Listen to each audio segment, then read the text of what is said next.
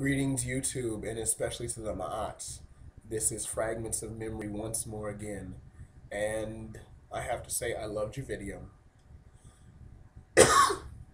Excuse me, I think I'm coming down with something, but this video right here is a response to your video about sex lies, orgasms, vibrators, and this is my remix response because the first one I did send, you did say there was low light, and so I'm trying to get a room in the home that has better lighting. So hopefully this will work out. Again, loved your video. I think that is a damage to a man's ego when it appears that he cannot sexually satisfy his woman. And her getting the vibrator, especially without telling him, was sort of that. I'm not satisfied, but I didn't come to you about it. So now he's wondering, what am I doing wrong? Is she going to step out on the relationship? So all types of questions come when it comes to sex. I think a man's ego, we have ego. I'll be the first one to admit that. We do have that ego because we're trained. A man's supposed to earn the money. A man's supposed to lay it down in the bedroom. And a man is supposed to protect everything. Well, great that he's supposed to do that, but what if he's in a situation where he cannot, or that he has not been trained or put to that situation? For example, my first time actually having sexual intercourse wasn't until I was 22. And that that was only because I think growing up in a religious background like church, I came from an evangelical church, so that made me leery of sex. And then I heard things about teen pregnancy and sexually transmitted diseases and AIDS, so I myself avoided that. So I didn't think, and then of course I didn't think anybody would want me anyway back then. So I can kind of understand the whole ego being tied into sexuality. And also, men like to brag about their sexual conquest or their sexual encounters, i.e., yo, man, I did this, that, and the third. And of course, we, as our fellow men, as our peers, always get caught up in the game of this is my ego, and we got to puff ourselves up. Well, that's not always good. So I think it is good to talk to the mate. I think he didn't talk to his mate simply because, number one, to talk to the mate means I'm admitting weakness, and nobody wants to be vulnerable. Number two, I think that mates do lie to protect their other half's feelings. Where like the woman says, "Baby, do I look fat in this dress?" Well, no, I would never come out and say, "Yo, girl, you look so fat. You need to go on a diet." No, you would never say that. So you kind of have to wonder about that.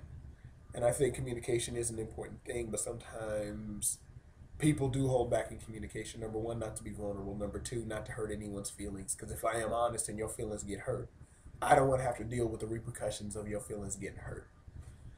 Number three, excuse me, cold coming on. Number three also is just the whole thing of sometimes communication may be hard. Sometimes, let's say I say something, but you might get defensive or offended, and then we get caught up in that thing, and nothing ever gets done. Um, and I also think in our country and in this particular society, men are penalized sexually. And what I mean by that is men are penalized A, for liking sex, and B, for avoiding sex. If he likes sex, he's a pervert, he's a dog, all he wants is sex. But if he doesn't want sex, he's either homosexual, he can't get it up, or he's afraid of sex, or whatever the case might be. So men are kind of caught between this thing, and they kind of like got to do this dance here. So it's the scenario that Michael Jackson sung about in The Wiz. You can't win when it comes to the game of relating to the ladies.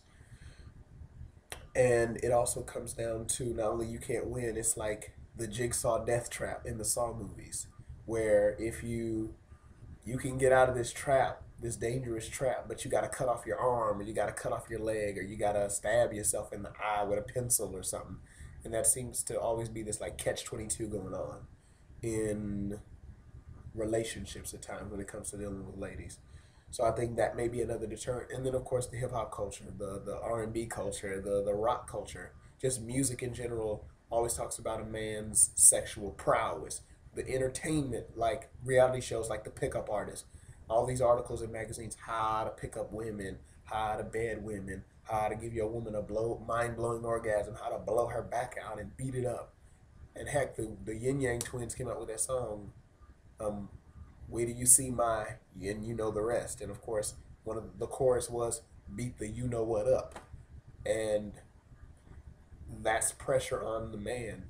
Psychologically, subliminally, we're like, we got to be doing that. We got to be like those guys because they seem to be surrounded by these beautiful, sexy, nubile, delectable, delicious, delightful video girls.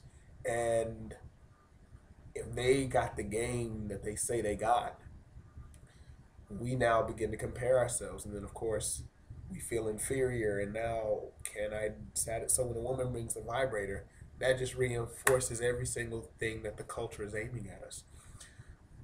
I do want to give you props, applause, kudos for the video that you've been doing. I think it's amazing that you all are tackling these subjects and that getting people to kind of just talk to each other without being on the defensive or without being offended, because that seems to be our thing in this society. Well, my aunts, peace to you. Thank you so much for your info. And this is the remix that I promised you. So take care and peace. Bye bye.